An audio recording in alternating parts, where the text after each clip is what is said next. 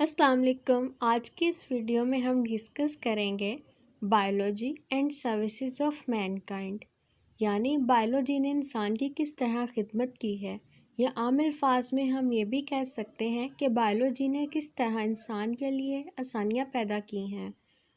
So let's begin.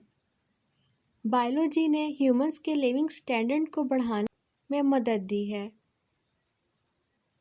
इसमें 3 basic points हैं: food production, disease control, protection and conservation of environment. पहले हम discuss करेंगे फूड प्रोडक्शन।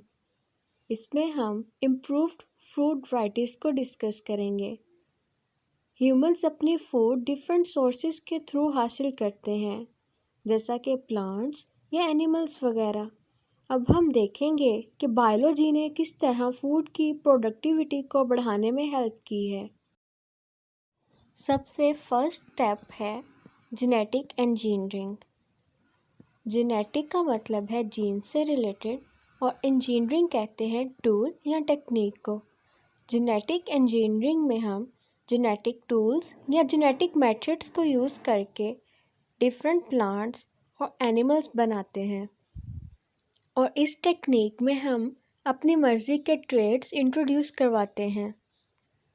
मिसाल के तौर पर ऐसे प्लांट्स जेनेटिक इंजीनियरिंग के थ्रू बनाए गए हैं जिनमें एबायोटिक स्ट्रेस की जीन्स इंट्रोड्यूस करवाई गई हैं, और इसी टेक्निक को यूज़ करके जेनेटिकली मॉडिफाइड कैटल और चिकन वगैरह तैयार किए गए हैं, जो कि ज़्यादा प्रोडक्टिविटी देते हैं, जैसा कि मिल्क, मीट और एग्स वगैरह।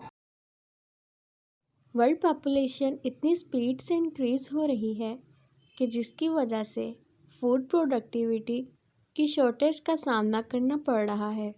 इस शॉर्टेज को पूरा करने के लिए जेनेटिक टेक्निक्स यूज़ की गई हैं, ताकि ऐसे ऑर्गेनिजम्स हम प्रोड्यूस कर सकें जिनकी प्रोडक्टिविटी भी ज़्यादा हो, और दूसरा शॉर्ट टाइम में हमारे पास प्रोडक्ट भी आ जाए। जैसे आज के दौर में एक मेजर एग्जांपल जो हम अपनी डेली लाइफ में ऑब्ज़र्व करते हैं वो है ब्रॉयलर चिकन। इसमें हम डिफरेंट स्पीशीज़ को आपस में क्रॉस ब्रीड करवाते हैं। जैसे अगर हम प्लांट्स की एग्जांपल लें, तो कोई ऐसी प्लांट स्पीशी जिसकी प्रोडक्टिविटी ज़्यादा नहीं हो, तो हम उस प्लांट में ऐसे जीन्स इंट्रोड्यूस करवा देंगे जिसकी प्रोडक्टिविटी ज़्यादा हो, तो इसको हम कहते हैं जेनेटिक इंजीनियरिंग। जैसे आज के दौर में वीट की बहुत सारी वैराइटीज़ इसी टेक्निक को यूज़ करके बनाई जा रही हैं। ऐसे ऑर्गेनिजम्स जिनमें कोई फॉरेन डीएनए या फॉरेन जीन इंसर्ट करें, उस ऑर्गेनिज्म को हम नाम देते हैं ट्रांसजेनिक ऑर्गेनिजम्स का। अगर हम प्लांट्स के जेनेटिक सिस्टम में चेंज लेके आएँ, तो उसको हम कहते हैं ट्रांसजेनिक प्लांट, जैसे आपके सामने इस एग्जाम्पल में भी दिखाया गया है। और अगर हम एनिमल्स के जेनेटिक सिस्टम में कोई बाहर से जीन इंसर्ट कर दें, तो उसको हम नाम देते हैं ट्रांसजेनिक एनिमल का। प्लांट्स में फॉरेन जीन्स को हम इंसर्ट करते हैं टिश्यू कल्चर टेक्निक के थ्रू। टिश्यू कल्चर टेक्निक में हम एमएस मीडिया का इस्तेमाल करते हैं।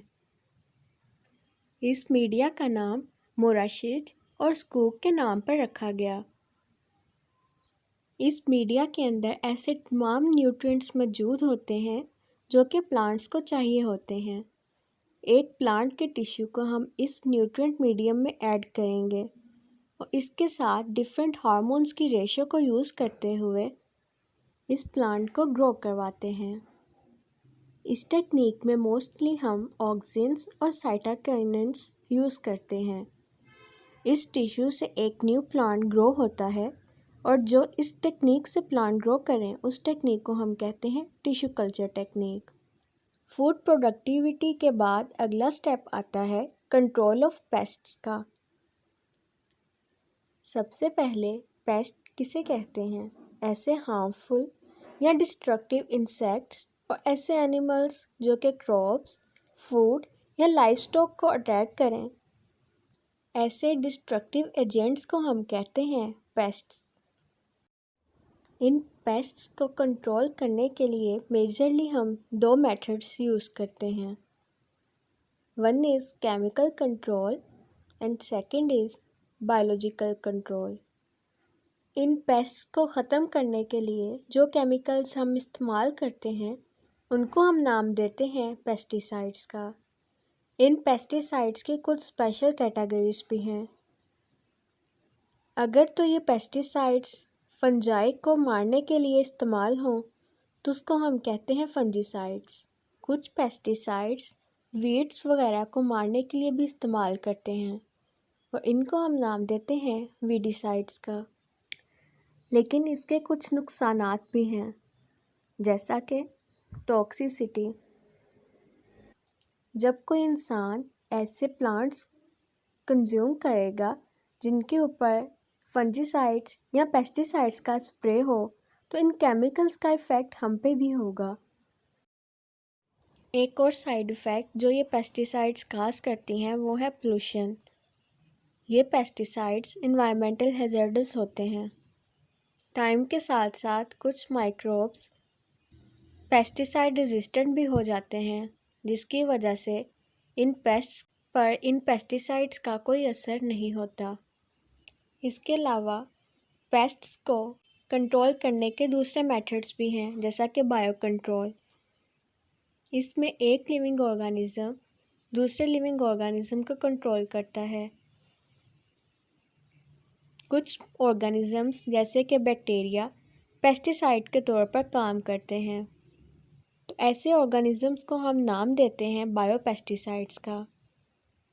इसकी एक मेजर एग्जांपल बैसिलस थ्यूरिंजेंसिस है। ये एक मेजर बायो इंसेक्टिसाइड के तौर पर काम करता है। एक दूसरी स्ट्रेटजी है इंटीग्रेटेड डिजीज़ मैनेजमेंट, यानी control and manage of diseases in crops and organisms. इसमें कुछ एप्रोप्रिएट अप्रोचेस यूज़ की जाती हैं ताकि डिफरेंट डिजीज़ेस को कंट्रोल किया जा सके। इसको हम नाम देते हैं IDM, यानी इंटीग्रेटेड डिजीज़ मैनेजमेंट। इसमें हम डिफरेंट सेमिनार्स कंडक्ट करवाते हैं। इसके अलावा प्लांट्स को रेगुलरली हम इंस्पेक्ट करते हैं और हाइजीन का ख्याल करते हैं।